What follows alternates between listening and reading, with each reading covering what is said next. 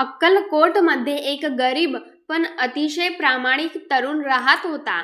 त्याचं आयुष्य सतत संघर्षांनी भरलेलं होतं. दिवसभर तो मेहनत करायचा, पण तरीही घरात गरिबी, अडचणी आणि ताण कमी होत नव्हता. तो अनेकदा मनात विचार करायचा, मी एवढी मेहनत करतो पण माझं आयुष्य का बदलत नाही? एक दिवस तो पूर्णपणे निराश झाला. काहीच सुचत नव्हतं. ना काम, ना पैसा, ना आधार. तो गावाबाहेर असलेल्या वटवृक्षाजवळ गेला. लोक त्या ठिकाणाला खूप पवित्र मानायचे, कारण तिथे स्वामी समर्थ येऊन बसायचे अशी श्रद्धा होती. तो त्या झाडाखाली बसला, डोळे मिटले आणि मनापासून म्हणाला, स्वामी समर्थ, जर तुम्ही खरे असाल, जर तुम्ही खरंच माझं ऐकत असाल, तर माझं आयुष्य बदलवा.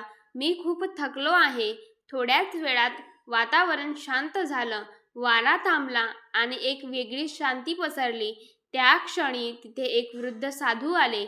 त्यांचा चेहरा शांत, डोळ्यात तेज आणि आवाजात वेगळीच ताकद होती. ते त्याच्या जवळ बसले आणि म्हणाले, मुला, इतका दुःखी का आहेस? काय हरवलं आहे तुझं? तरुण डोळ्यात पाणी आणून म्हणाला, माझं सगळं आयुष्य संघर्षात जातंय. मी खूप प्रयत्न करतो पण यश मिळत नाही.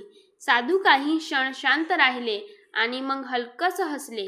ते म्हणाले, तुला वाटतंय की देव तुझ्या विरोधात आहे, पण खरं म्हणजे तो तुला घडवत आहे. अडचणी म्हणजे शिक्षा नाहीत, त्या परीक्षा आहेत. तरुण म्हणाला, पण मी किती काळ सहन करू? साधू म्हणाले, जोपर्यंत तू स्वतःवर विश्वास ठेवायला शिकत नाहीस, तोपर्यंत बदल सुरू होणार नाही.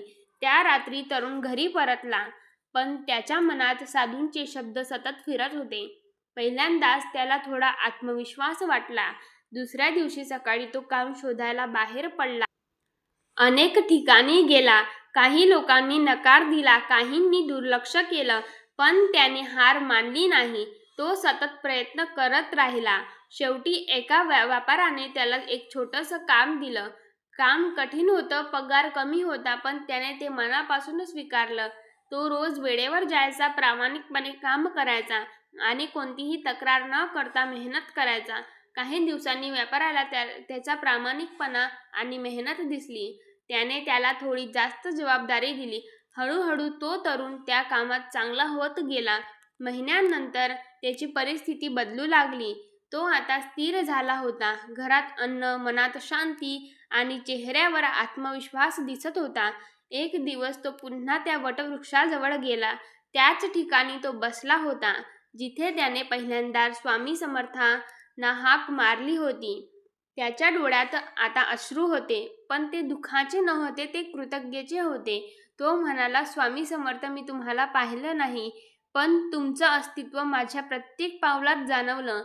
तेव्हाच त्याच्या मनात एक शांत आवाज आला, मी कधीच तुला सोडलं नाही. मी फक्त तुला मजबूत बनवत होतो.